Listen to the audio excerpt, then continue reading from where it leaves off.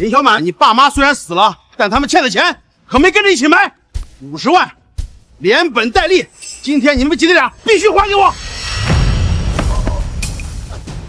大哥，我爸妈刚走，家里所有积蓄全都拿来办后事了，现在我们实在拿不出这么多钱，求你们再宽限我们几天。宽限？老子都宽限你们2个月了。今天要么拿钱，要么我直接押你们去矿上干活抵债。你放开我弟弟！你们不就是想要钱吗？给我一点时间，我肯定能把钱凑齐。但是今天你们要是敢动我弟弟一下，我就跟你们拼命！这50万你们1分都不要拿到！这小妮子说的对，要是真把这姐弟俩逼到绝路，跟我们鱼死网破，那我们岂不是半毛钱都拿不到？行，我们给你10天时间，10天之后50万现金必须摆在我跟前，少1分都不行。要是拿不出来，后果你们自己掂量。我们走。老弟，你没事吧？姐，这可怎么办？他们就给10天时间，我们上哪儿去凑50万啊？咱家之前说过，这后山里遍地是宝贝，你在家守着，我上山去碰碰运气，说不定能找到什么值钱的东西。姐，我和你一起去吧，山上不安全，咱俩一起有个照应。万一那些人又折回来呢？你就在家好好守着，放心，我会注意安全的。那好吧，阿姐，你一定要小心点。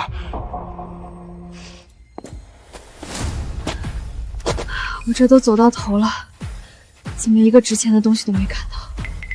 老天爷啊，你倒是告诉我，我要怎么做才能让弟弟跟我一起过上好日子？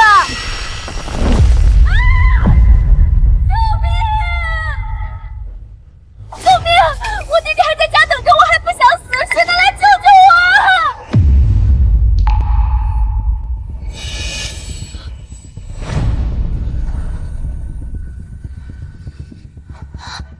这是什么情况？我怎么悬在半空中了？你是谁？吾乃此川山神，观你绝境之中，一片真心可招天地。今我赐你一双山神耳与山神眼，赐你通灵之能。从此往后，你可听山间万物言语，洞悉山间隐秘。望你以后切莫势能贪利，负天地庇佑。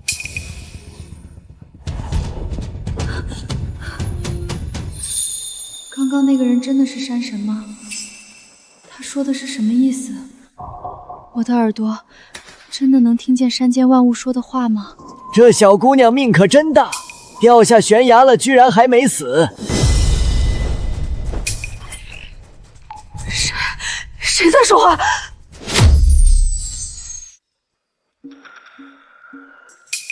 居然真的有灵芝！原来刚刚山神说的都是真的。我现在不仅可以听见山间万物的心声，还能看见它们的价值与方位。太好了，有了这个能力，我以后再不愁在山里找不到好东西。爹娘欠的债肯定马上就能还清了。该死，明明看着那么近，怎么会够不到？哎呀，老头子，我在这长得好好的，你不要过来呀！我就不信今天摘不到你。不是吧，我才刚上来呀！姐，你没事吧？小弟，你怎么来了？要不是你，刚刚我可真掉下去了。姐，你还说呢？这天都快黑了，你也不回家，我怕你出事，所以上来找你。你说你没事爬悬崖边上干什么？多危险啊！先别什么危险不危险的了，小弟你快看，这是什么？灵芝，姐你在哪里找到的？这玩意儿可是能治百病的，一株就要好几千块呢。这可不是普通灵芝，而是难得一见的千年灵芝，在这深山老林里长了上千年，吸收足了天地灵气，药效比普通灵芝强上数倍，特别珍贵。什么千年灵芝？爸之前说过，这灵芝都藏在人迹罕至的地方，现在市面上最多也就寻得到100年份的，你居然找到了千年灵芝。姐，你快说说你是怎么找到它的？我受山神恩赐，获得异能的事情最好还是不要大肆宣扬了，免得惹来什么麻烦。就是运气好，刚刚无意间发现的，趁现在还早，村口药铺的老板们还没收摊儿，咱们赶紧把这灵芝卖了去。好。哎呦喂，呸！大家伙快瞧瞧，这不是我那侄女林小满吗？怎么着，日子过不下去了，带着弟弟上山挖野菜去了？二叔，大家都是一家人，你说话用不着这么夹枪带棒的吧？我哪句话说错了？你爸妈走得突然，当初我劝你姐早点嫁人，换笔彩礼，先把家里的债还上，可她偏不听。现在好了，人家债主都找上门了，我看你们怎么办？二叔，我们家欠的债，我自己会想办法，不劳您在这说风凉话。我说风凉话，我这是替你死去的爹娘教训你。你看看你现在，天天不干正事儿，就会往山上跑，弄得跟个疯疯癫癫的野丫头似的。以后哪个正经男人敢娶你？我林小满用不着卖自己也能把家里的债还上，用不着别人咸吃萝卜淡操心。小弟，我们走。哎呀，你这死丫头！要不是看在咱们是一家子的份上，谁稀得管你啊？老板，您这儿收山货吗？你们小孩子家的别往这儿凑了啊！普通蘑菇、野果我一概不收。我这里的货都是直接发往省城大药房的，只收真正的极品野生药材。听见没有？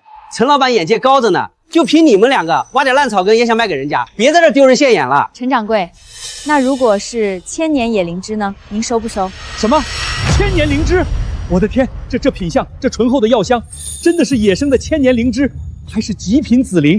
我陈守义活了几十年了，还从未见过这种宝贝。这怎么可能？你们俩从哪弄的这1000年灵芝？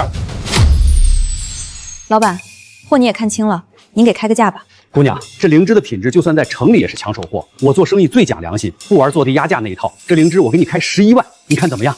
这老板倒是个实在人，山神眼显示这灵芝值10万，他居然还多开了1万给我，看来以后可以跟他多多合作。这样吧，老板，这灵芝你给我10万就行。姑娘，你这是……老板，我往后打算长期做山货生意，今天让利一点，全当交个朋友。以后你店里缺高档山货，优先联系我，我保证品质到位，咱们长期合作，互利共赢。好，就冲你这话，这个生意我做定了。这是10万块钱，你点点。还有，这是我的联系方式，以后有啥好货尽管往我全收。不用点，我相信您。不就是走了狗屎运踩到一株灵芝吗？得意什么？山上的药材早就被挖光了，我看你下次上山还能挖出什么？二叔，有空眼红别人，不如多去山上转转，说不定你也能撞个狗屎运。阿姐，10万块啊！这才1天，咱们就赚了10万块，我不会是在做梦吧？有了这双山神耳，往后的路肯定会越走越宽，用不了多久，我就能把爸妈留的债还完了。小弟，今天有点晚了，咱们先回家，等明天一早咱们就上山，看还能不能找到一些好东西来。好嘞，姐，我都听你的。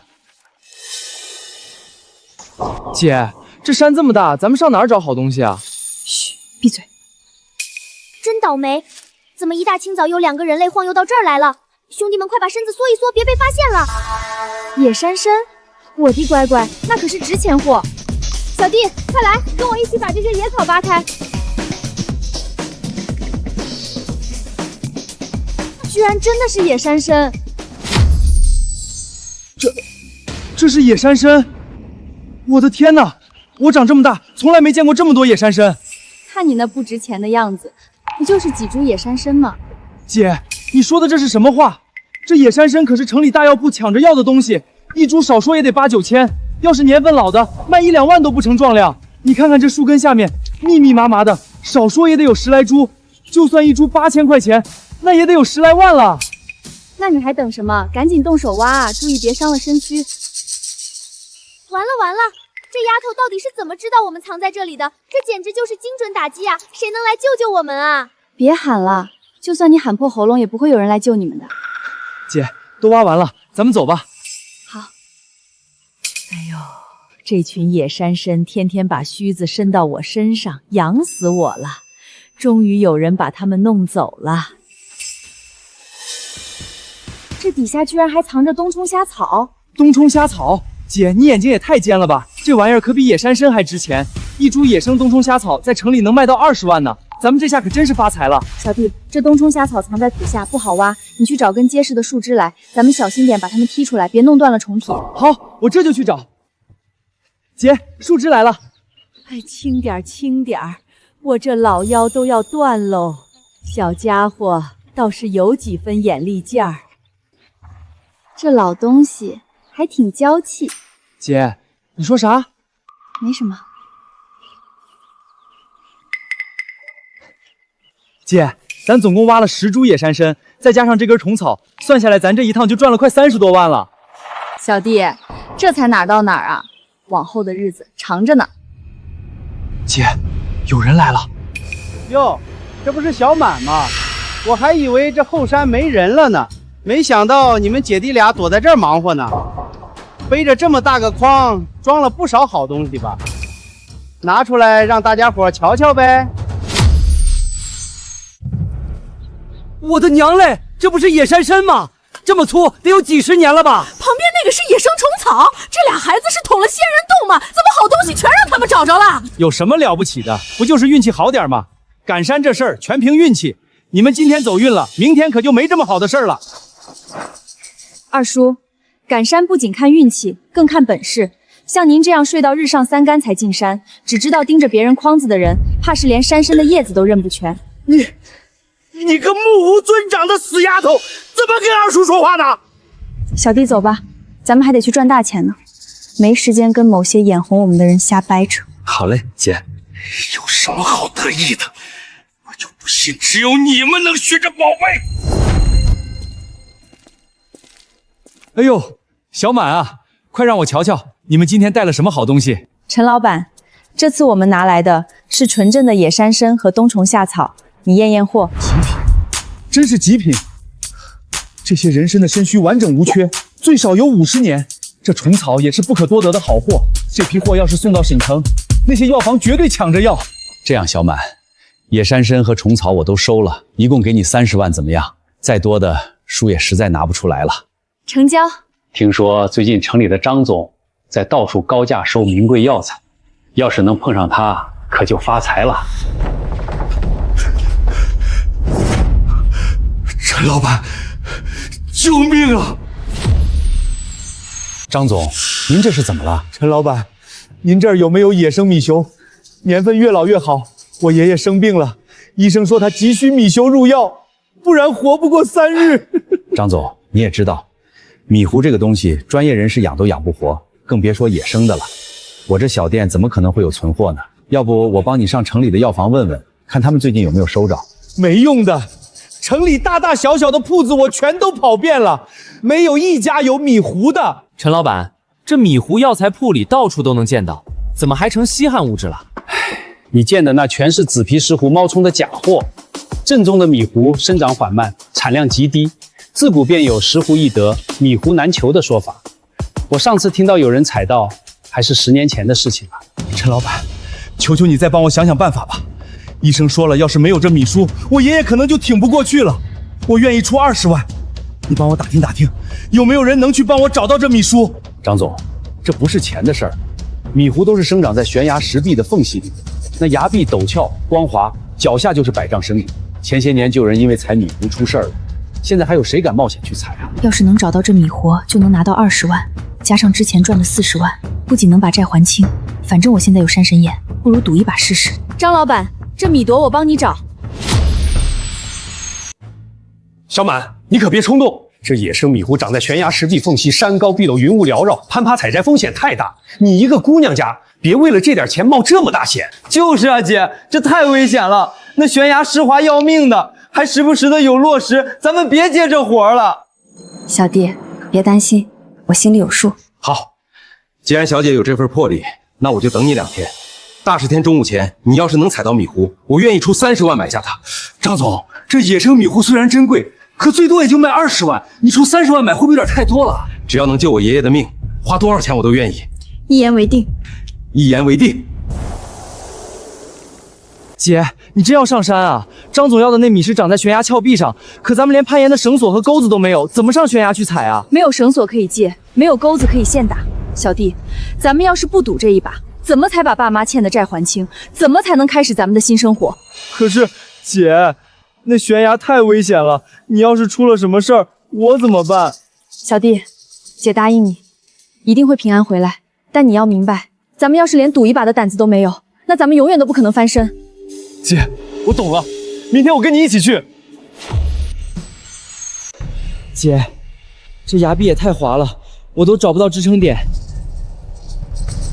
小弟，这里有个石台，咱们在这休息一会儿。好。来，小弟，往下来点，我接住你。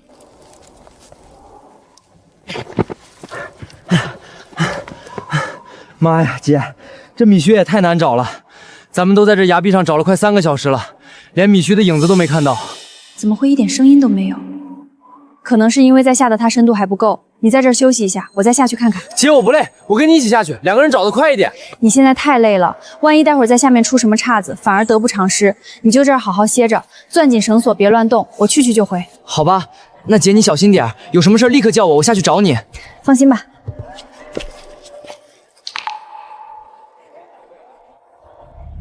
越往下走，风就越大，温度也越低，手指都冻得发僵。我必须尽快找到米活，否则早晚摔死在这悬崖下。按照前2次的经验，这山神儿给出的方位范围有限，我必须先靠声音找准方向，才能精准进到他指引的区域里。米糊，求求你快说句大呀！姐，小心啊！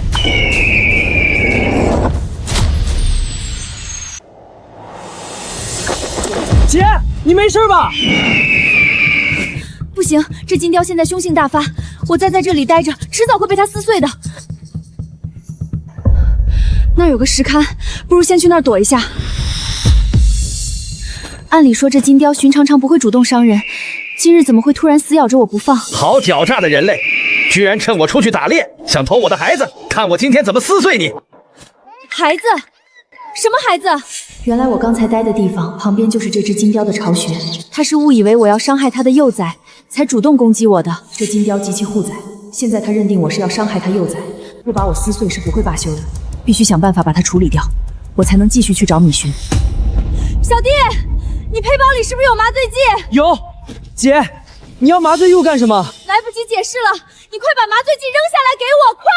好，我现在就把麻醉剂扔下去。姐，你接住了。姐，他又冲过来了，小心啊！可恶的人类，看我今天怎么撕碎你！不管了，拼一把！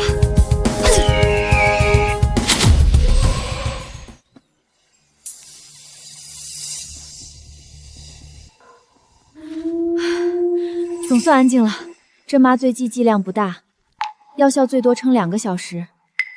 你就在这安心睡一觉吧。这么多年了，老头子我还是第一次见有人能在那金雕的落爪下活命啊！没想到这米活居然长在这石龛里，可真是因祸得福啊！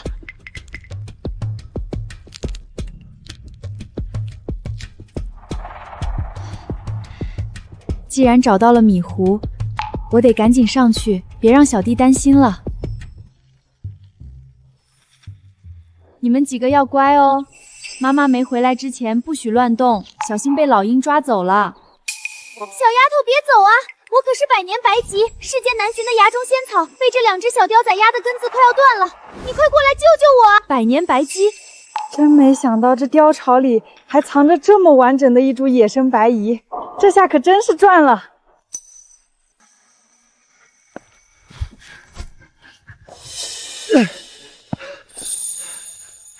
姐，你没事吧？刚才那金雕扑得那么凶，可把我吓坏了。放心吧，我一点事都没有。刚才我用麻醉剂扎中了金雕的脖子，没一会儿它就昏过去了。没事就好，没事就好。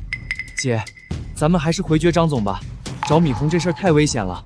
这次遇上金丢是侥幸躲过，下次要是再碰上别的危险可怎么办？小弟，你瞧瞧这是什么？米糊！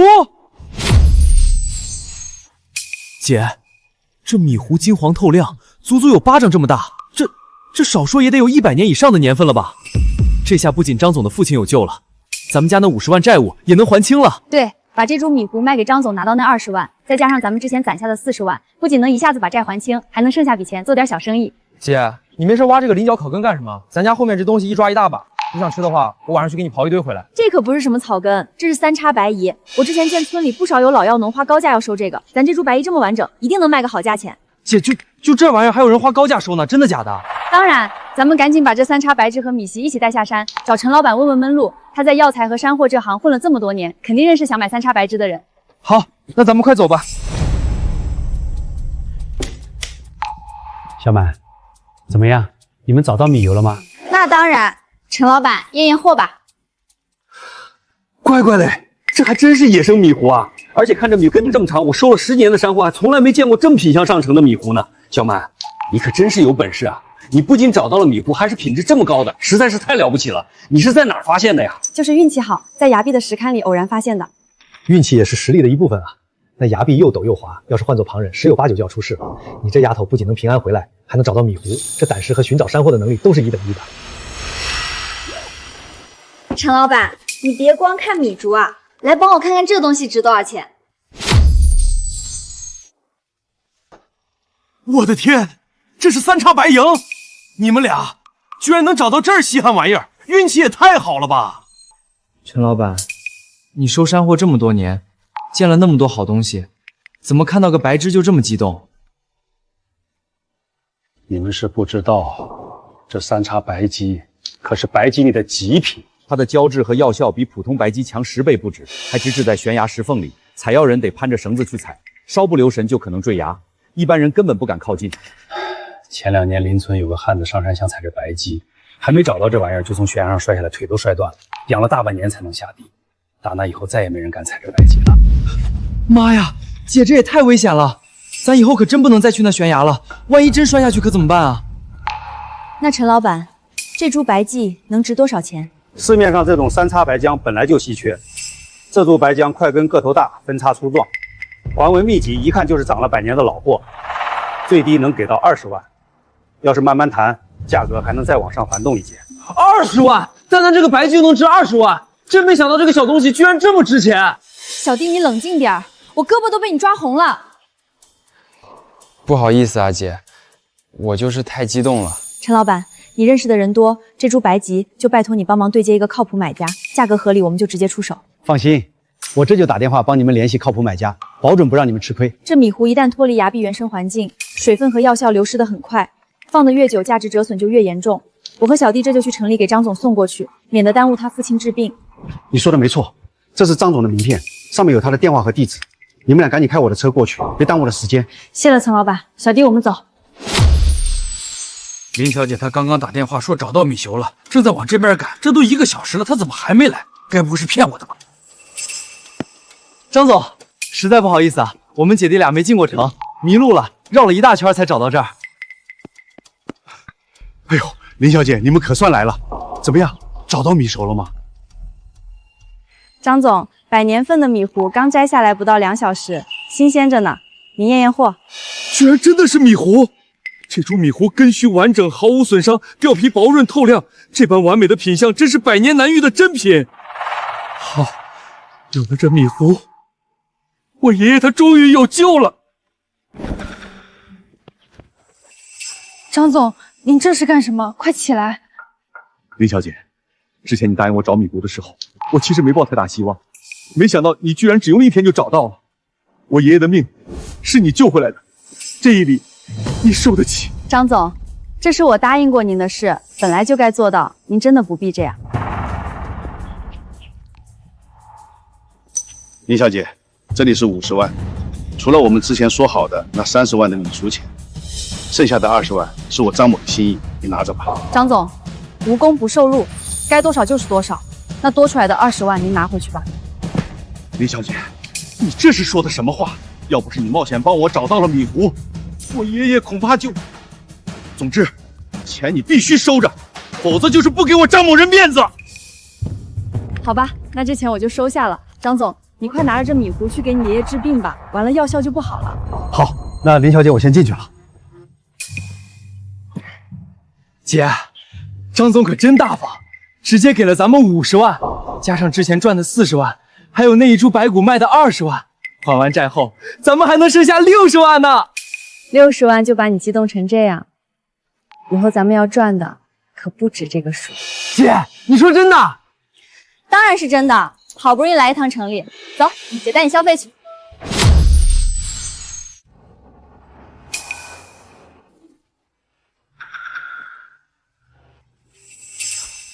阿姐，咱来这儿干啥？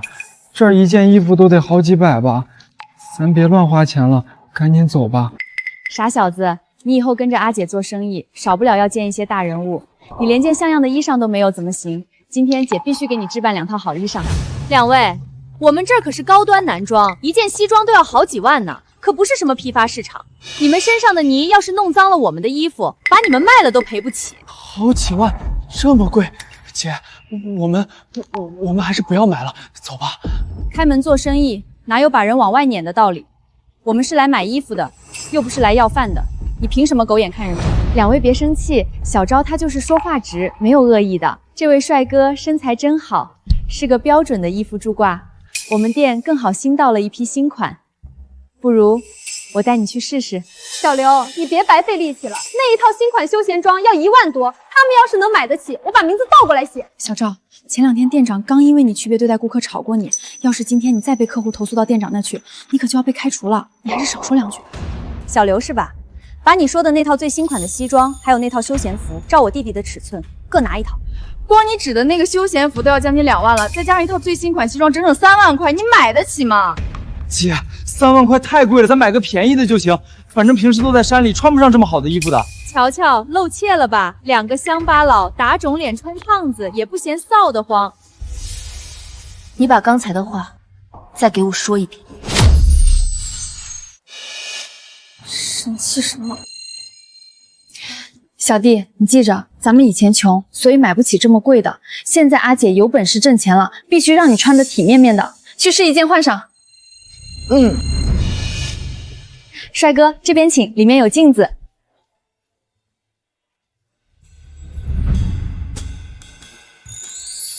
哇塞，小帅哥，你穿上这件衣服简直太帅了，这衣服简直就像为你量身定做的一样。那当然，我弟弟这么帅，穿什么都好看。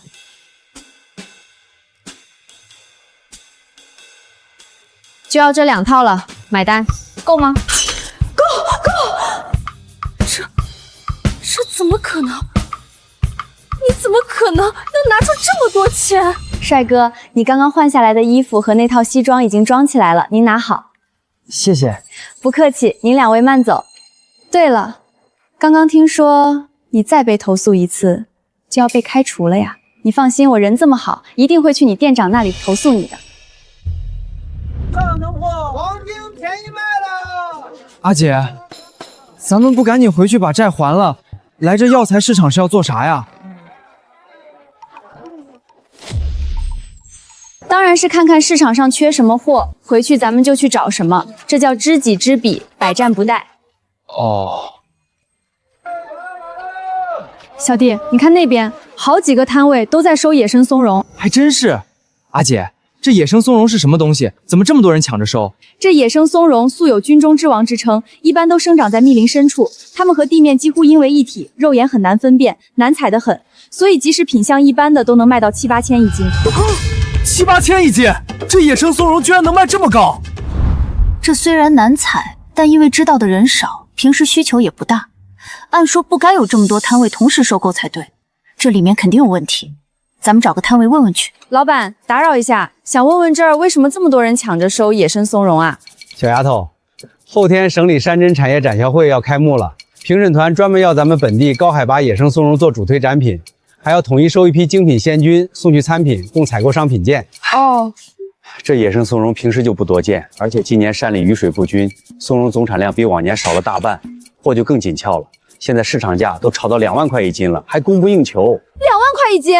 是啊，而且品质好的更贵。小丫头，你要是能弄到野生松茸，有多少我老周收多少，绝不压价。老板，你可得说话算话啊！小丫头，你说你能弄到野生松茸，别逗了，那东西藏腐殖土里，没有30年上山买药经验，根本找不到。老赵，你话不能这么说，人外有人，天外有天，万一人家能找到呢？这位大叔说的对，野生松茸确实不好找，不过不好找不代表找不到。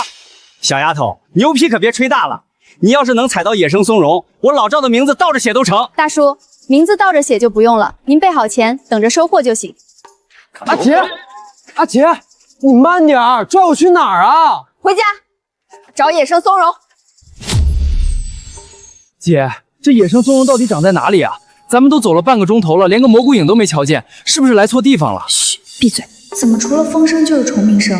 这松茸们这么温甜吗？居然一句话都不愿意说！救命啊！我这价值千金的小伞盖要被这破树叶压扁了，谁能来救救我啊？找到了，跟紧来！天哪，姐，真有野生松茸！这品相比药材市场里挂的图片还要好10倍。这些松茸通常是扎堆生长的，地下已经形成了连片的菌塘，所以这附近肯定还有更多松茸。糟了糟了，右边的兄弟们已经被人类发现了，大家伙再往下面躲躲，可千万别被发现了。不好意思啊，各位松茸们，今天你们是逃不出我的手掌心的。小弟，你左手边那个枯树下还有一片，你去那里挖，记得动作要轻，千万别伤了根。姐，你真是神了，这底下还真有一片松茸。姐，咱们先把这2个树下面的松茸挖干净，再去别的地方找。好。姐，这一片的松茸都让我采完了，装了整整1筐，我估摸着有40-50斤，这下咱可发财了。我这1筐也满了，天马上要黑了，山路不好走，咱们得赶紧回去了。好，姐，这山路本来就难走，如今天黑的伸手不见五蚁，你可得千万当心。这片林子里有不少猎户以前挖的捕兽坑，专门用来抓野兽的，你可千万别掉进去了。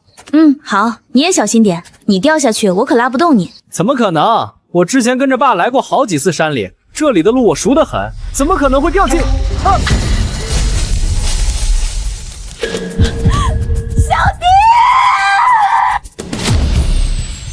弟！姐救我！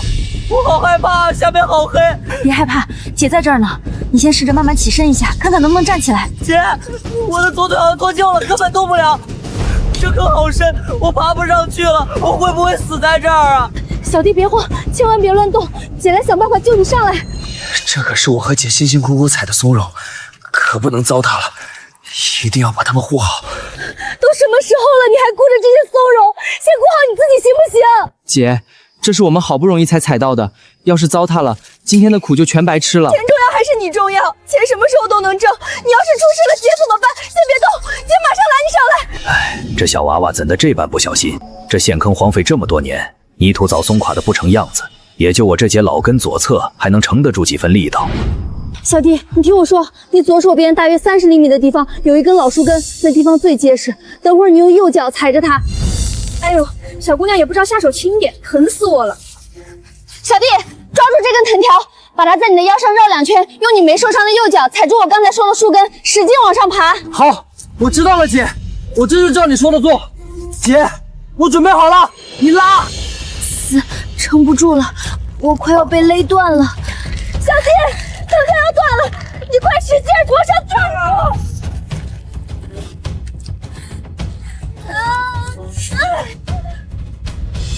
吓死我了，姐！多亏了你，我总算得救了。先别乱动，姐帮你把错位的地方接回去，忍住，可能会有点疼。啊！姐，居然真的不疼了，你真厉害！你下次可不能再这么莽撞了，知道不？要是这坑里有那些猎人放的刺刀，你今天小命就交代在这里了。知道了，姐，我以后再也不会这么不小心了。我今天就是看采了这么多松茸，所以太开心了。行了，天色不早了，咱们今晚先回家，明天一早姐带你去卖松茸换大钱。姐，你看前面就是药材收购区，人这么多，咱们的松茸肯定能卖个好价钱。别光顾着看，咱们小心点，护好竹筐，别挤散了。过去找个靠谱的店家问问价。小姑娘，等一等，你这松茸怎么卖？瞧这品相，这开槽度可是顶好的货。别理他，小姑娘，我给你实价，你这松茸我全要了，1斤8000，怎么样？愚蠢的人类，区8000块也想买下我们这般上等的野生松茸，做梦去吧！谢谢老板好意，不过我们已经有约好的买家了。姐，8000一斤可不少了，咱们这2筐有几十斤，算下来也20多万呢，咱们真不卖吗？小弟，做人得讲信用。上次我们答应过周老板，只要有顶尖的野山货，一定先拿给他看。周老板，看我给你带什么好货来了。这是纯野生松茸，这菌扫，这厚度，简直是极品中的极品。老周，做生意讲究价高者得，你可不能仗着熟人就拦着小姑娘卖好价钱啊！小姑娘，我出1.5万一斤，当场全款现结，绝不拖欠。小丫头，叔做生意向来实在，不玩虚的抬高价。但你信叔，这货我肯定收，价钱也绝不会亏你。周老板，我说过给你，就绝对不会卖给别人，别人出多少钱我不管，我还是按咱们说好的价卖给你。好，叔不亏待你，一共30斤，叔按2万一斤给你算，一共60万。60万，姐，我们发财了！小丫头，这卡里不多不少，刚好60万，你拿着，以后只要再有这种好货，有多少叔收多少。谢谢周老板。走，小弟，有了这60万，咱们去干一件大事。姐，啥大事啊？咱以后要经常往城里送货，总不能次次借陈老板的车吧？走，跟姐去车行，咱自己买辆车。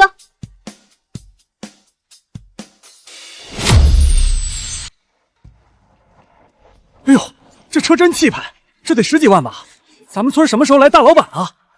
这轮子比我家磨盘还大，肯定是城里哪个大公司的老板来收货的。瞧你们那没见过世面的样，不就是辆拉货车吗？有什么好稀奇的？叔伯婶子们，大家都在呢。我的天哪，这不是小满姐弟俩吗？小弟啊，这车是你们买的？那当然。林小满，你们家之前欠着一屁股债都还没还清，哪来的钱买了这么贵的车？该不会是来路不正，专门租来撑场面的吧？胡说八道！我可是林小姐花足了真金白银把我从4S 店取回来的，发票还在呢，你个酸柠檬！债我早就还清了，这车也是我凭自己本事挣来的干净钱。二叔，你既然这么嫉妒我，那你让你儿子给你也买一辆呗。你个死丫头，得意什么？刚挣俩钱就不知道自己姓啥了，尾巴都快翘到天上去了。二叔，真没想到你竟然这么见不得别人好，怪不得别人都说你说什么？说你穷人奸相，这辈子都没发财命。你个小兔崽子，再胡说八道，我撕了你的嘴！老板，小满，我可算找到你了。陈叔，怎么了这么急？大喜事啊！省城来的大老板，他说要高价收购野生纯贝毛，说只要是品相顶级的，直接出价100万。我的娘啊！100万，那破川贝能值100万，简直比金子还值钱。可不是嘛，咱们天天面朝黄土背朝天，种地进山采药，忙活一辈子都攒不下这么多钱，真是不敢想。普通川贝自然没这个价，那老板要的是年份足、品相顶尖的野生川贝母王。听说那个大老板急需他当药引子救人，人命关天，这才开出100万的天价。可这野生川贝本来就稀罕，只长在高山的草坡、岩缝和深山逛丛里，那生长地方偏路又险，土松碎石多，一不小心容易滑坡，危险得很。小弟说的没错，但人家大老板准备的格外周全，连超声波生物检测仪、红外地形探测仪这些高科技都带上了，就是要精准定位川采木王的位置，保证采药人的安全。得了吧，老陈，你别在这儿给他们画大饼了。你以为是去山里采蘑菇呢？前些年隔壁村的大生不信邪，非要进山找这玩意儿，结果摔断了腿，现在还拄着拐呢。某些人别以为有点本事就敢乱闯，真把命丢在山里，后悔都来不及。二和说的也没错，深山确实凶，稍有不慎，连命都可能搭进去啊！谁敢去采啊？小满，你有经验，能力又强，那边还等着我回信呢。这机会千载难逢，你去还是不去？我去。真是年纪轻轻不知天高地厚，山上的钱哪有那么好赚？真出了事，可别哭哭啼啼找人救你。姐，这太危险了，那纯贝长的地方又偏又险，你要是真出点什么事儿，我一个人可怎么办啊？小弟，别担心，姐有分寸。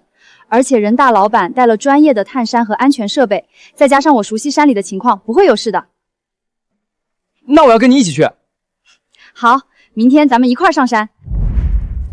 陈叔，到底是哪个大老板肯花这么大的手笔，就为了来采川贝啊？听说是一个啥药业公司的老板，老有钱了。小满，你瞧瞧那边，全是那老板从各地高薪请来的采药高手，都是在深山里混了10几年的老油条，跟他们比力量和经验，你们姐弟俩可没有优势啊。既然都来了，总得尽力试试，不搏一把，怎么知道自己到底行不行呢？行，你心里有把握就行。那叔就在山下等着你们的好消息。张经理，这就是我之前跟您提过的林小满。别看小满年轻，他可是我们林家村最懂药理的采药好手，这次特意来协助你们上山。林姑娘愿意加入，我们简直如虎添翼啊！张经理，这就是超声波生物扫描仪吧？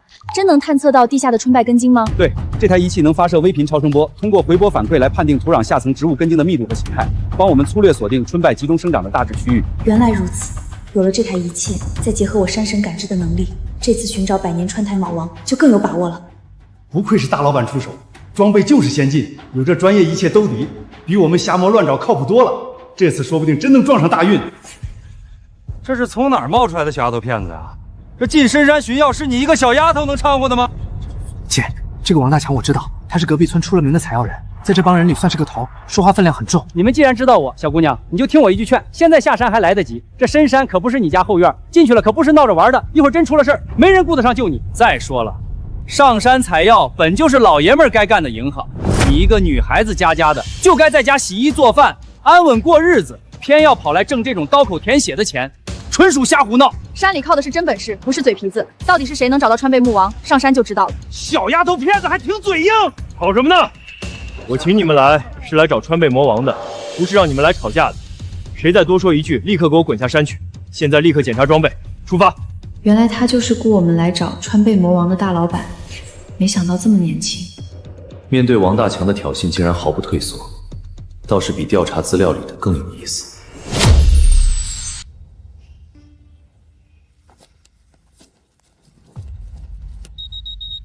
大伙注意，仪器显示这附近有波动，这片坡地向阳，绝对是出川贝的风水宝袋。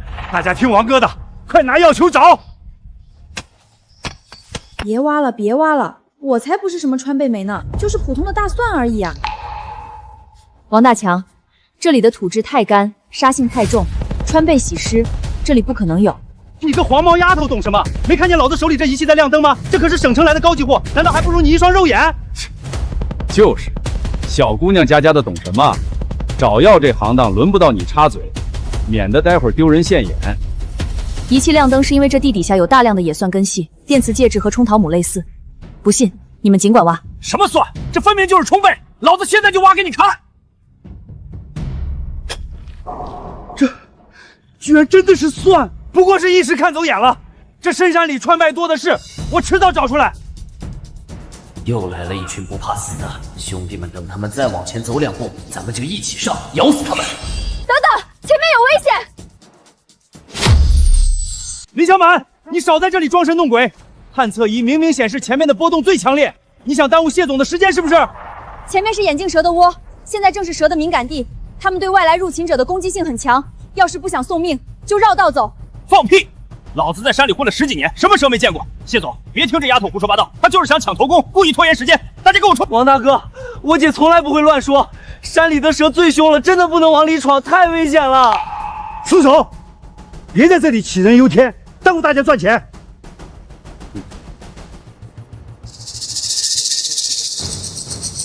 兄弟们上啊！咬他，咬死他！啊！啊！有蛇，好多蛇！啊！救命啊！快来人救救我啊！这么多毒蛇，根本没法靠近啊！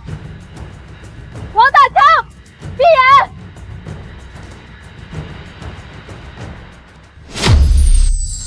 别乱动，蛇怕雄黄爱灯香，粉末能挡他们一时，赶紧退出来！王大强，这就是你说的有10年采药经验。如果不是林小姐，你现在已经是一具尸体了。谢总，这只是意外，谁能知道这鬼地方突然冒出那么多毒蛇？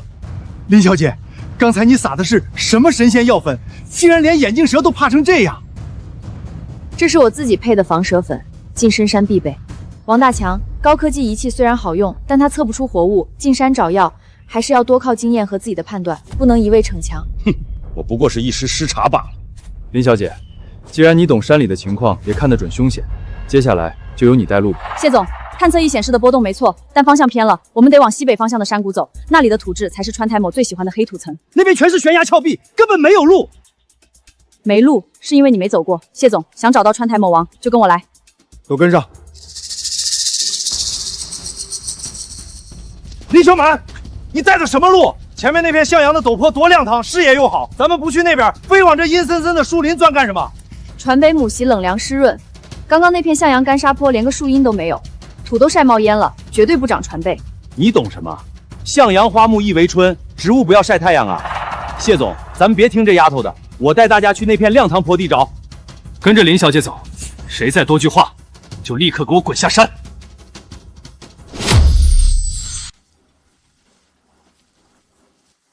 来人了，大家快躲起来！这群人一定跟之前的一样，也是来找我们这些川母的。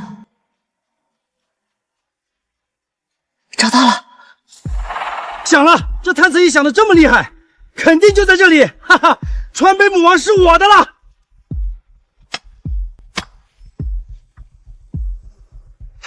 什么川贝母王啊？这分明就是一堆普通川贝而已。那又怎么样？这些川贝虽然个头小了点，但这可是纯野生，也值钱着呢。这也太小了吧，干瘪成这样也好意思拿出来说？你挖的那几颗只是外围养分不足的杂贝，真正的极品群贝在这里。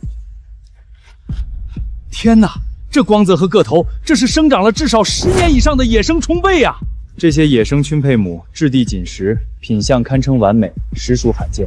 林小姐果然有过人之处，但这些都不是我要的青配母王。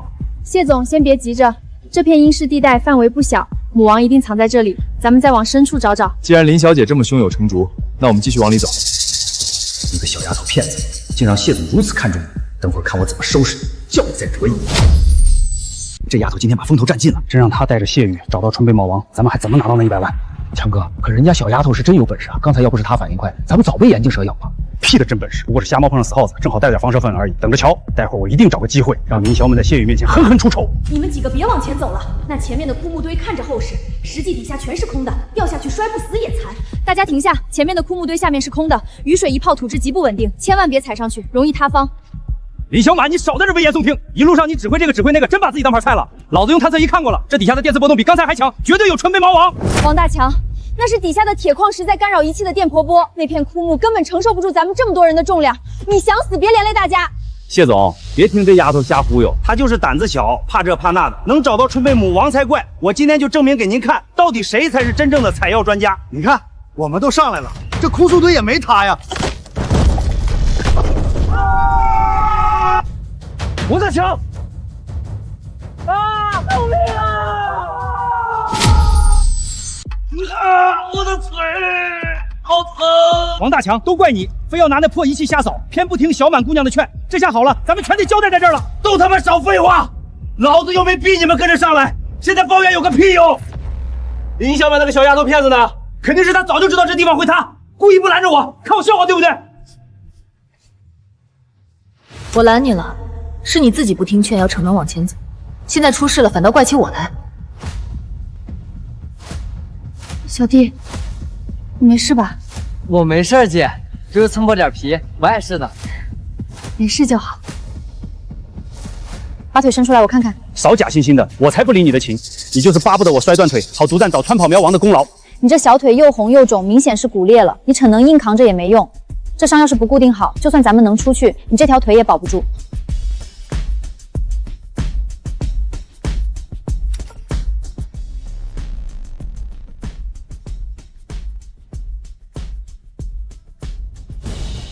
先喷药止痛，省得你一直哼哼唧唧，扰得大家不得安呢。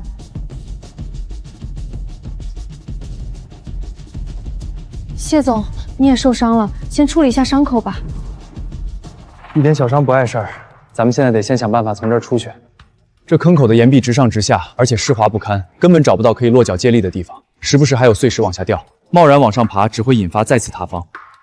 那怎么办啊，姐？咱们总不能在这儿等死吧？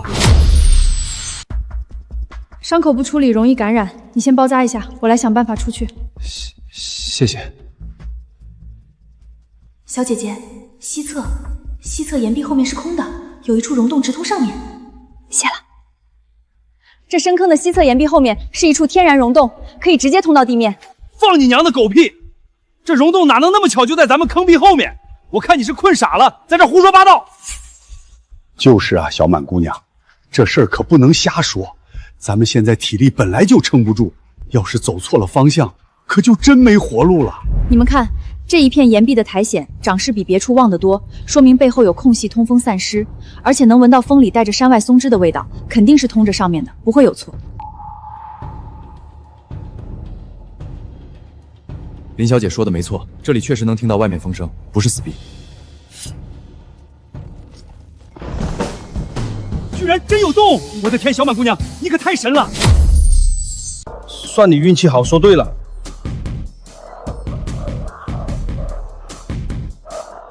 洞里路滑，大家跟紧我，注意扶着岩壁，别走岔了。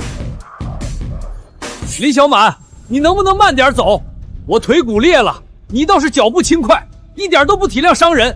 这路坑坑洼洼的，再走这么快，我这条腿直接就废在这洞里了。来，我扶你。再耽搁下去，天就要彻底黑透了。山路陡峭，夜里下山很容易打滑，甚至引发塌方。真要被困在山里过一夜，只会更危险。危险！现在在这黑漆漆的洞里绕来绕去就不危险？走了快半个钟头没，我看你根本就是带圈错路，咱们被困在溶洞里迷路了。你还好意思说？要不是你死活不听我解劝，非要踩那片枯树堆，我们所有人压根不会掉进这深坑，更不用钻进溶洞遭这份罪。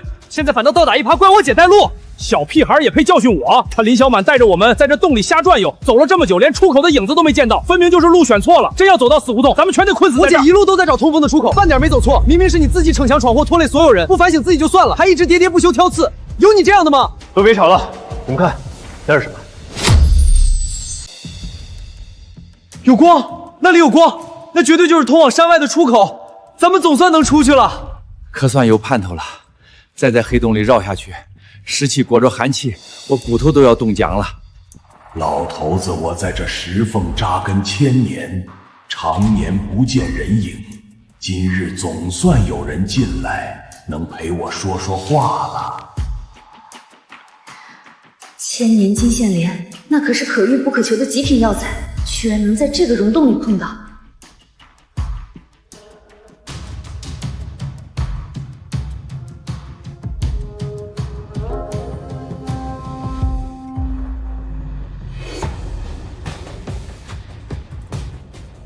我的天，这难道是金线莲？你们看，这株金线莲，根茎粗壮，叶片上的金线纹路完整清晰，最少也得有上百年的年份，市面上随便一株都能卖出好几十万的高价呢。这小玩意儿有这么值钱吗？我看着也没什么特别的呀。小伙子，这金线莲可是可遇不能求的稀罕东西，能解百毒治黄疸。这种100年以上的金线莲，别说几十万，就算卖几百万，都有人抢着要。这不是100年金线莲，而是1000年的。1000年？姐，你没开玩笑吧？1000年金线莲，这东西世间罕见，怕是只在古籍里才有记载吧？小丫头，你怎么能确定这就是1000年金线莲？林小满，你可别随口吹牛说大话了。金线莲能活上百年都算罕见至宝，还1000年，张口就来，真当我们这些常年进山采药10几年的人什么都不懂？我说大话，这就是1000年金线莲。你们看这叶片上的金线纹理细密连贯，丝丝入脉，这可是1000年植株独有的特征。再说，100年金线莲的药香浅淡单薄，可这株的香气却醇厚绵长，二者完全不同。林小姐说的没错，古籍中明确记载，1000年金线烟的纹路金亮厚重，这一株的特征与之完全吻合，且其香气经久不散，显然是1000年品质的金线烟。没想到今日因祸得福，竟能亲眼见到这株1000年金线仙，真是大开眼界。管它100年还是1000年，反正落到咱们手里就是运气。这东西能换好几套房子，谁先挖着就是谁的。别碰！这1000年金线蓝烟扎根在石缝里上千年，直接硬挖会破坏根基，糟蹋了好药材。你少在这里拦着我！我看你就是想自己独吞这株金线兰，别以为我不知道你打的什么鬼主意。大家都是一起进山的，真要挖到了好东西，自然会按出力分，没人会独吞。但你现在硬挖，只会毁了药材，必须等我小心把石缝撬开再挖。什么按出力分？我看就是你想先挑好的，占大头。今天说什么我都得先把这宝贝攥在手里。林小姐懂药理，她说怎么挖就怎么挖。你要是再胡来，把这株宝贝毁了，你自己担得起这个责任吗？哼，我看你们就是串通好了，想把好处都吞了，把我甩在一边。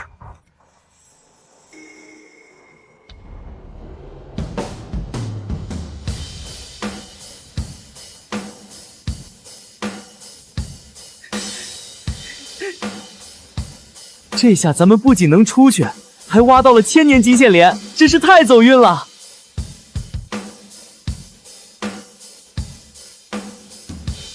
出口就在那边，咱们抓紧时间出去吧。总算出来了，在里面可把我憋坏了。林小姐，今天真是多谢你了，要是没有你，我们可能就被困死在那深坑里了。谢总，道谢的事等我帮你找到川草母王再说也来得及。走。哎，你们等等我！这里山谷里的雾气比别的地方浓，进去之后很容易看不清方向迷路，而且这里草药多，毒虫蛇蚁也比外面多，大家都把袖口裤脚扎紧，跟紧我，别走散。这雾看着就邪门，好好的山谷哪来这么大不散的雾？该不会是什么有瘴气的兄弟吧？我看咱们要不还是别进去了，千年金线莲都拿到手了，犯不着再拿命往里闯。小满姑娘，这山谷里头我年轻时候来过一次，确实容易迷路，而且纯贝一般都长在幽谷最里面的峭壁上，这路可不好走啊。这雾是山谷地聚成的山雾，不是瘴气，大家都被些驱蚊防虫的草药抹上就没事。而且这川贝肯定长在峭壁上，咱们抓紧时间落山山前就能爬到地方。把这个草木香包挂在领口，毒虫闻到味道就不会靠近了。我走前面探路吧，我带了登山绳，遇上峭壁也能用上。我也走前面，我看杂草开道。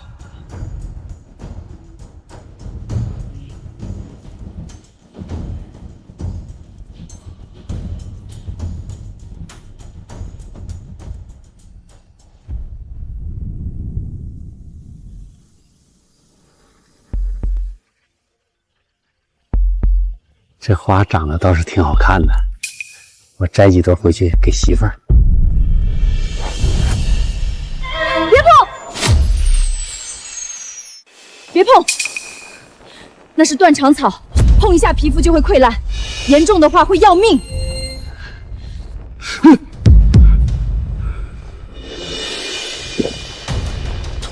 多谢林小姐提醒，我差点就摸上去了。这山谷里不少漂亮的花草都有毒，大家别随便乱碰，也别随便乱吃路边野果。一会儿跟着我的脚印走，别往草丛深处乱踩，底下说不定藏着毒蛇。都听到了吗？哼，说的这么吓人，不就是想显得自己懂行吗？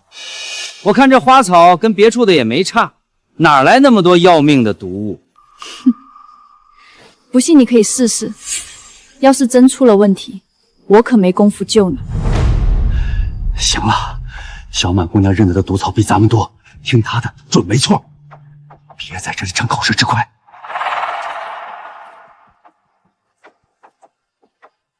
哼，谁稀罕跟你说？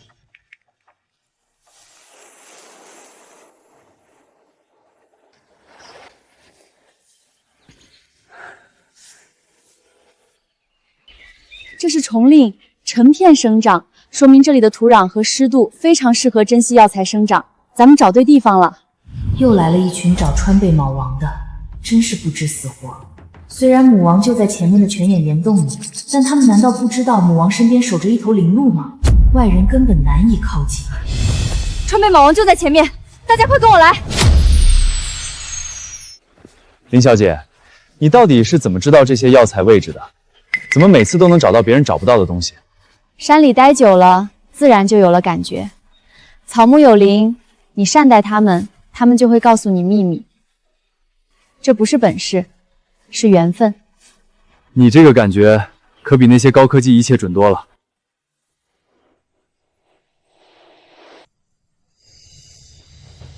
我的老天爷呀！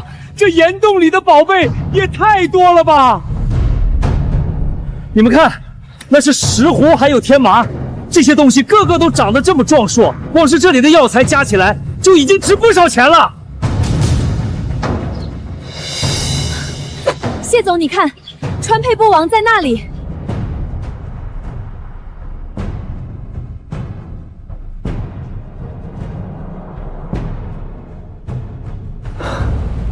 终于找到你了，川贝母王。我的天，活了大半辈子，还是第一次会长这么大的川贝，顶都开了金纹花，这怕不是已经成精了吧？难怪谢总出大价钱要找他，这东西真不愧是值天价的宝贝。姐，这储贝之王居然真让咱们找到了，咱赶紧把它挖下来吧。什么都别说了，这么大的宝贝，谁挖到是谁的。我先上去！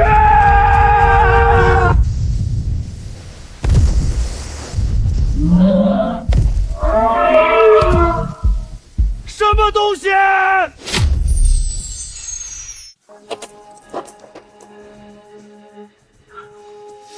这鬼地方怎么会有路？这路不对劲儿。你们看他那双眼睛，通人性的样子，怕不是守着川贝母王的神兽。老贾，咱们采了这么多年药，你可听说过灵鹿守药的传说？何止听说过，老一辈人说，深山里的极品药材都有灵物守着。这灵鹿怕是早就把这春台毛王当成自己的东西了。我们没有恶意，只是想取少量灵珠入药救人，不会整株跑毁群贝魔王。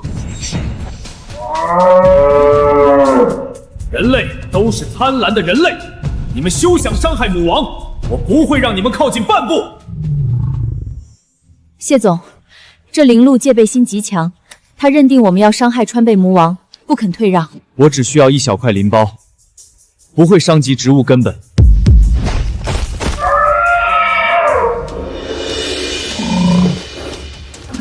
姐，要不我把这驱兽粉撒过去，逼他让开。别！这鹿体型这么大，要是被遮怒发起冲撞，咱们几个人加起来都拦不住。那怎么办？总不能一直跟他耗着吧？大家别慌，那边岩壁下面有一条石缝，可以绕到川贝豹王后面。灵鹿守的是正面，咱们从侧面绕过去。好，按你说的办。这川贝母王价值不菲，要是能把它挖下来揣进自己兜里，这笔钱够我吃一辈子了，哪还在乎谢姨给的那点辛苦费呀？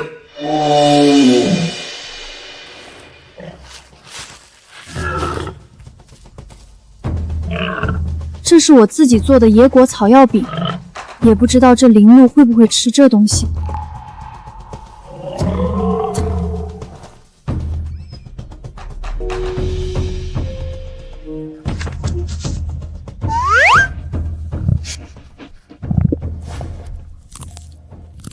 好香，好好吃。快，趁他吃东西，压低身形，放轻脚步，跟我来。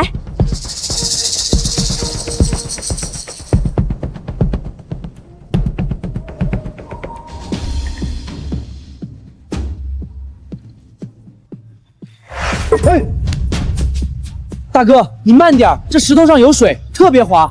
小伙子，多亏你了，我这把老骨头经不起摔喽。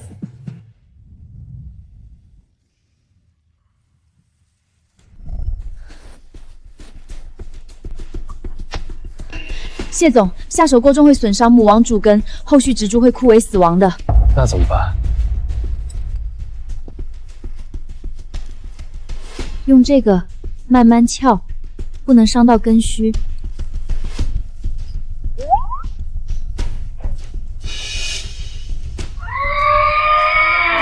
姐，灵鹿发现我们了。别慌，它绕过来还需要时间，咱们抓紧。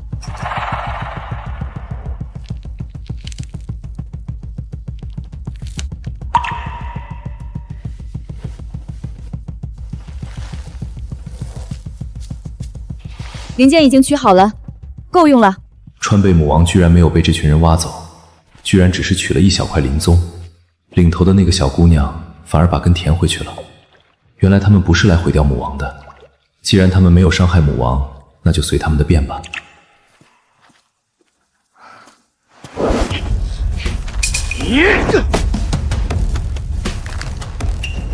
你干什么？王大强，你发什么疯？为什么抢春贝魔王？这么好的东西，你们不让我拿，谁也别想好过！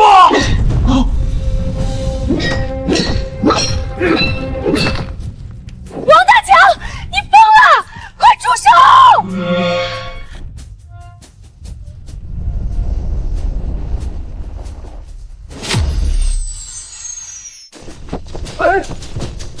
小心！痛！啊！我的腿动不了了！谢总，您没事吧？我没事，只是衣服划破了。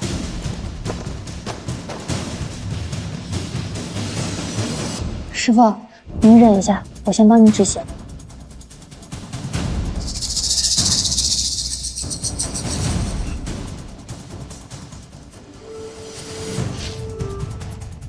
多谢了，小满姑娘。这里不安全，得赶紧找个地方避险。灵路那边倒是平地，但他戒备心太强，贸然过去恐怕会激怒他。右侧石壁后面有个小石洞，可以躲人，藤蔓挡着呢。右侧岩壁有一处小型避险石洞，可以容纳所有人躲避落石，洞口被藤蔓挡住了。要去你们去，那灵路就在那边，我才不要靠近那怪物，谁知道他会不会突然冲过来撞死我？王大强，小心！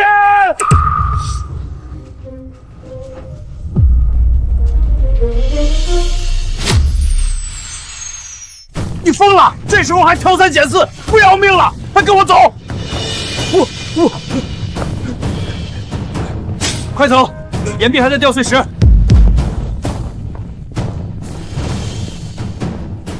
你这个混账东西！要不是你肆意破坏岩壁，咱们怎么会差点葬身塌方？你差点把所有人都害死，你自己不要命，别拉着我们陪葬啊！我这条腿就是被你害的，你贪心不足，遭报应的却是我们大家。你说说，你这么做对得起谁？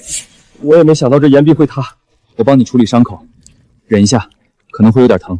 谢总，您这大老板还亲自给我们处理伤口，真是叫我怎么好意思？别说话，先处理伤口要紧，现在不是讲身份的时候。大哥，您这伤口得好好养着，回去之后千万别沾水。小伙子，谢谢你关心，我晓得的。还好，这贝母灵光没有受损。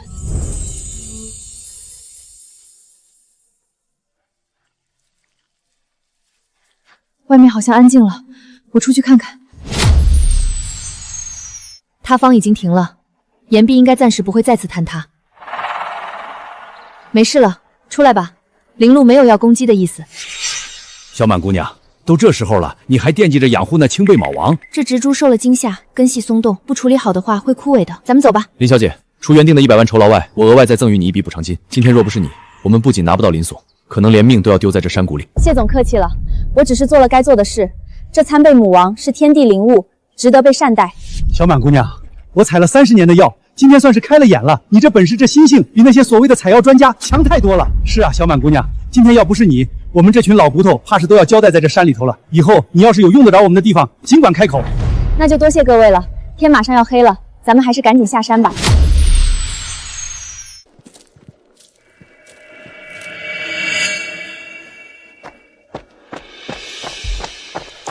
小满，你们终于出来了，都快把我急疯了。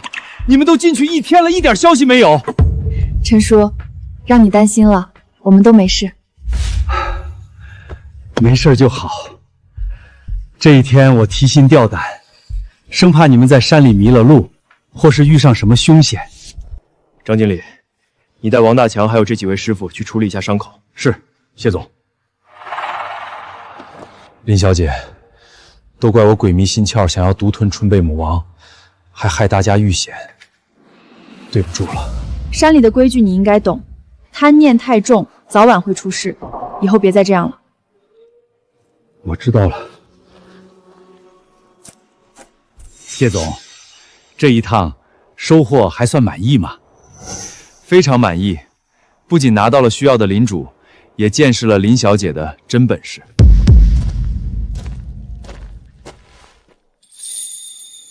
林姑娘，100万的川牌母王钱，我现在就转给你。另外，那株金线岩我也按市场价500万收购。除此之外，我再送你一台专业采药设备和一辆山地越野摩，作为这次合作的谢礼。以后你上山就方便多了。谢总爽快，以后有好药材，我绝对第一个联系你。姐，这摩托也太气派了吧！以前只在城里电视上见过，咱们村谁有这么好的车？还有这些机器，听谢总说能精准测出地下药材，比咱们肉眼找省事100倍。这么贵重的一套家伙，全送给咱们了，谢总也太大方了。以后咱们上山再也不用靠双脚走烂泥路。陡坡、深山都能直接骑过去，采再多药材也不愁运不回来。人家谢总讲诚信，昨天山谷里多亏咱们拿到春贝灵座救人，这些算是答谢。还是姐厉害，换别人别说拿这么多酬潮，连山深处的川贝眉王都找不到。以后跟着姐，咱们日子只会越好越好。小满啊，才短短几10天，你姐弟俩的日子就彻底变了样。当初欠着一屁股债，走投无路，如今不仅把债还清了，手里还攒下了大笔积蓄，真是苦尽甘来啊！小满，现在债清了，手里有本钱，还有谢总这条稳定药材销路，你接下来有什么长远打算？是打算只自己进山采药材卖，还是另有规划？陈叔，我还没想好。小满，我有个大想法。什么想法？陈叔，你说。你干脆在村里建个药材收购站，你当负责人，统一收购村民采的合规山货，我来对接城里的药厂，既保证药厂的货源质量，又能带动全村人一起赚钱。姐，这主意不错啊！咱们成了正规收购站，二叔就再也没法举报咱们投机倒把了，还能帮乡亲们一起致富。陈叔，这事儿确实可行，不过我有3个条件：第一，收购价公开透明，绝不压价；第二，只收合规采挖的药材；第三，验货我来把关，假劣药一律退回。陈叔，这3条您答应了，咱就干。好，不愧是小满，有原则，就按你说的办。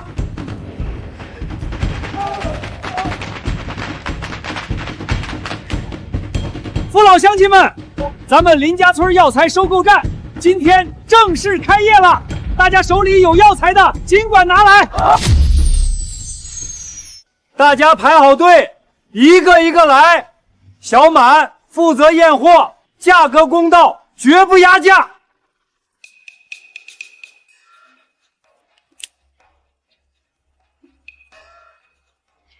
这株黄金晾晒到位，成色好，按最高等收购价给你算。谢谢你啊，小满，这价格比我之前去镇上卖的还高呢。没事，大家都一个村的，能帮一点是一点。下一位。小满啊，你这收购站开的可太及时了，我这党参放家里半个月了都没找着销路，本来还打算贱卖给镇上贩子呢。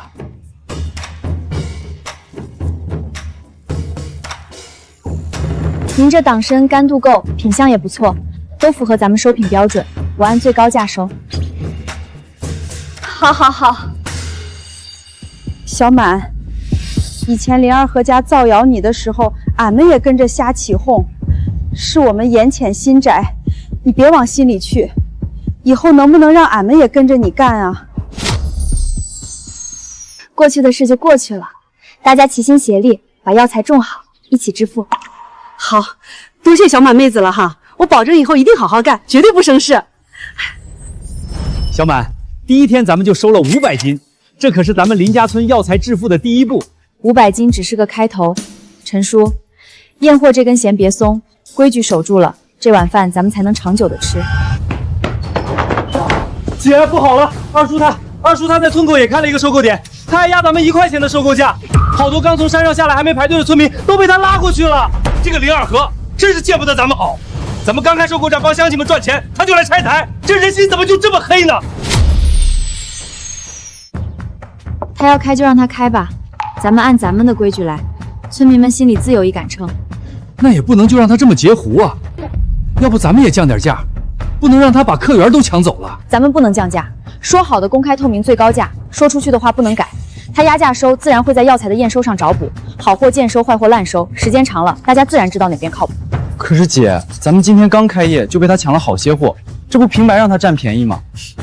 咱们占的是长久的便宜，他占的只是一时的，咱们接着按原来的流程来，不用理他。二和，你看看我这批黄金怎么样？都是我自己上山挖的，挖了好几天呢。品相一般，给你5块钱1斤。5块？李小满在收购站给15呢，你这也太低了，欺负我不识数啊！他那是忽悠你的，我这现钱现结，一手交钱一手交货，去他那儿还得排队登记，我这儿不挑不拣。你那些压坏的、长毛的，他不收，我全包了。行，那给你了，拿钱。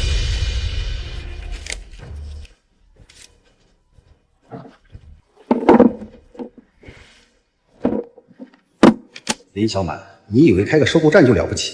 我在这低价截胡，削一下就能当特制卖外地客商。等你的收购站没货收了，看你还怎么得意！这批黄金是从谁那收的？质量太差了，这种货根本不能入药，会害死人的。是从一个姓林的老板手里收的，说是比市场价便宜1半我才要的，没想到居然全是这种次货。姓林？难道是之前卖给我宋荣的那个小丫头？看来这小丫头还是年轻，经不住有人撺掇，动了赚快钱的心思，把好货坏货混在一起往外发，坏了自己的名声。暂时还是别去那个村收货了，免得拿到这种砸招子的烂货，坏了咱们药材行几十年的名声。你先把这批货给退回去，咱1分钱都不能给他结。再让那边的人打听打听，看是不是收购站的小丫头的货。要是真的是他坏了规矩，以后就不再收他们家的货了。好。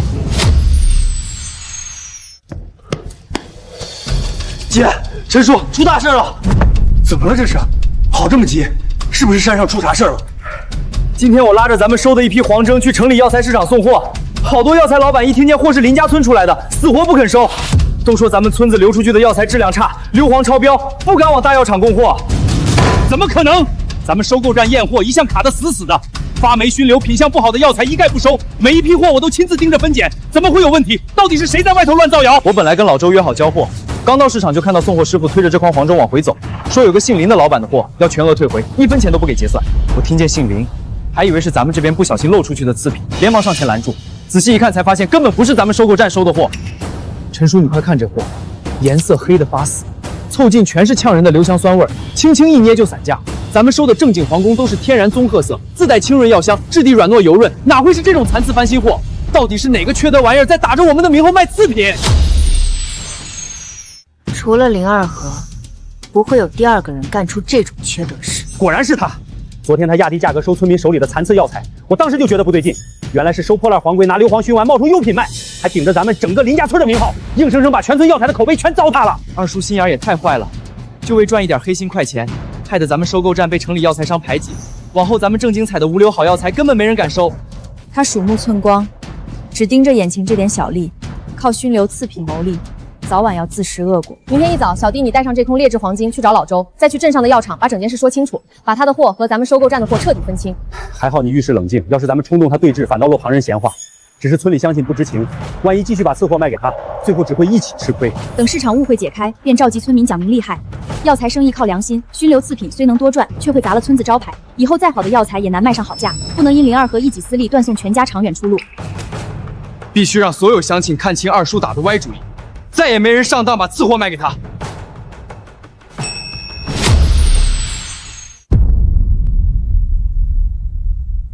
大家看看，这是我二叔林二和私下收购的黄姜，不仅用硫磺熏制，还掺沙水泡增重。这种货一旦流进市场，以后谁还敢要咱们村的药材？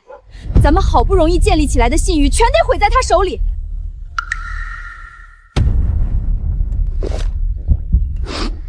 林二和，你这也太缺德了！用这种手段黑心赚钱，你这是砸大家的饭碗，坑害全村人！我这也是为了帮大家多卖点钱啊！那些品颇差的药材，小满挑三拣四不肯收，我好心收了，有什么错？帮大家，你那是为了满足你自己的私欲。你故意压低价格收村民们的次等货，转手翻倍卖给外地药商，差价全进了你自己的口袋。滚出村子！你太让我们失望了。从今天起，我们再也不会卖给你一根草药。林二和的事给大家提了个醒，劣质药材不仅砸牌子，更会砸了大家的饭碗。但我林小满的收购站既然开了，就得长期做下去。眼下陈叔的库房需要大批好药，我想带大家上山，亲自教你们怎么认药，教你们采药的规矩。可咱们祖辈是种地的，不识药材啊，万一把好东西当草给毁了。所以我林小满亲自带路，手把手教。明天一早，愿意跟着我林小满赚活钱的，带上铁铲和竹筐，咱们在村口大树下集合上山。姐，那我明天把狗蛋他们几个年轻力壮的都叫上，把呼山采药的队伍拉起来。对，算我一个。咱们不是自己关起门来发财，是要让全村人都有活钱赚。记住，守住山的规矩，就是守住全村人的饭碗。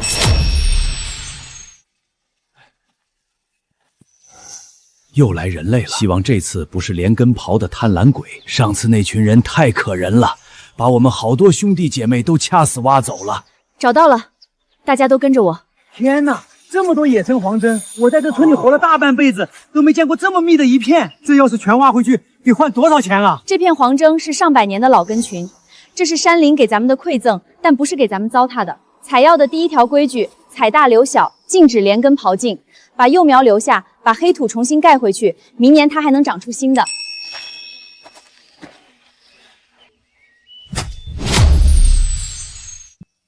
铲子要斜着30度下去，避开旁边的娇嫩幼根，把成熟的黄主根基完整起出来。最后，挖完的土要回填，土坑要用脚踩平。只有青山常在，咱们才能常年赚到钱。姐，我明白了，留得青山在，不怕没柴烧，细水长流才是正道。张三3斤2两，李四2斤8两，都记在账本上了。回村统一到收购站领现钱。那株太小了，还没成药，留着，把土填回去，用脚踩实了。林姑娘，明天还来不？我家那口子看了钱也眼红，说明天也想跟着你学。来，以后天天来，只要咱们守规矩，这片大山就永远养得起咱们。姐，这下咱们回春堂的货源彻底稳了，乡亲们也拿到了救急的活钱。这才刚刚开始，以后咱们不仅要采药，还要教大家自己种药养药，让回春堂的药材从这片深山卖到县城，卖到京城，让全村人真正富得流油。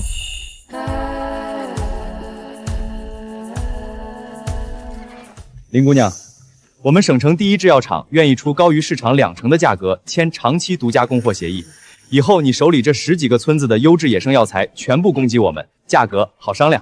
林姑娘，我们保和堂出价更高，而且能直接预付5成货款。跟我们合作，你村里的收购站马上就能扩大3倍规模，考虑一下。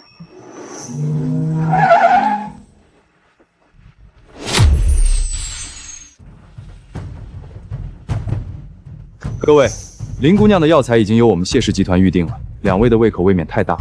这些药企的合同里有霸王条款，你签了就会被绑死，到时候他们想压价就压价，你完全没有主动权。把合同给我，我帮你看看。好，幸亏你赶到了，那我该怎么应付他们？2位，合同我们需要重新评估，今天先不签了。你看这条，若遇不可抗力，甲方有权单方面终止协议，且不退还已付货款。这意味着只要他们想毁约，随时能找借口让你血本无归。还有这条独家供货，一旦签了，你甚至不能把药材留给村里急需用药的村民，你这个收购站就变成了他们的专属廉价加工厂。这些人心机也太深了，表面上送真金白银，背地里全是吃人不吐骨头的陷阱。商场如战场，别怕，我帮你重新拟一份合伙协议，不仅保障你的定价权，还能保留你对村民的自主销售权。谢总，合同条款确实能改，但野生药材的命脉始终攥在那些大草旗手里，到时候村民们辛苦采来的药全烂在手里，咱们这个收购站照样得垮。所以你不能只靠进山去采，你得学会自己去种。你是说我们自己人工种植？野生资源有限，药卡才敢卡你脖子。但你要是有了自己的仿野生种植基地，品质不输野生，产量和定价权就全捏在手里，到时候不是他们拿捏你。村后那片荒山，那地方背风向阳，土质肥沃，因为地势陡峭，一直荒着没人要，用来做仿野生种植基地最合适不过。看来林大老板心里已经有全盘计划了，这基地要是建起来，到时候可一定要给我留个合作的位置。谢总既然看得起，这位置我先给你留着。陈叔，我想把这整片荒山全承包下来，用来建我们自己的仿野生药材种植基地。仿野生种植？小满，这荒山野岭的能种出什么金疙瘩来？陈叔，这土质肥沃，背风向阳，在山上模拟中药材的野生生长环境进行人工种植，既能彻底解决村民进深山采药的生命危险，又能给药厂提供源源不断的优质药材。这里可以种黄金，那边阴凉的地方种丛林，水源附近种金线莲。这片荒山的条件简直是天赐的宝地。哎呀，这想法太绝了！这不仅是保护了咱后山的山林，更是给全村人找了一条稳赚不赔的活路啊！姐，那我们是不是很快就要发财了？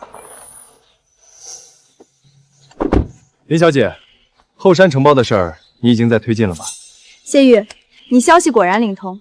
怎么，上次说的合作考虑清楚了？这是谢氏集团拟好的正式入股方案，资金、全套灌溉设备、最优质的种苗全部由我负责，你出技术和人工，利润3-7分，你7我3。成交。但我有一个必须写进合同的附加条件：基地所有基础劳动力必须优先雇佣我们村的村民，工资不能低于镇上的平均标准，让他们在家门口就能赚到钱。这是自然，让村民参与共建，基地才能扎下根。林小满，跟你合作不仅是愉快的商业投资，更是我的荣幸。一言为定。大家伙都听好了，我姓刘，外地来的。从明天起，普通山货我高价收，天麻、黄金、重龙全比市场价高2成，有多少要多少。刘老板，您说的是真的？真比市价高2成？那感情好，我这儿有几十斤黄金呢。当然是真的，老子有的是钱，当场现金交易，绝不拖欠。小满，陈老板，出大事了！小满，现在市场全乱套了。那个姓刘的大量抛售普通药材，那些珍贵的野生药材，他联合其他收购商拼命压价，大家伙的血汗钱都要赔光了。他这是恶意竞争。小满，那咱们现在该怎么办？他背后资金雄厚，咱们要是跟着降价硬拼，不出3天底裤都要赔光了。他想用高价收普通货来抢走货源，再用低价垄断珍稀药材，等把我们彻底逼死，他就能一人独大，随意定价。他想垄断，那我们就打破他的垄断。打破垄断？咱们拿什么跟人家大资品斗啊？就拿我们手里品质最好的野生天麻和百年野山参。普通药材会供过于道，但顶级的珍稀药材在省城永远是供不应求。我们把所有资金收拢，全力收购村民手里最顶尖的尖货，掌握主动权的还是我们。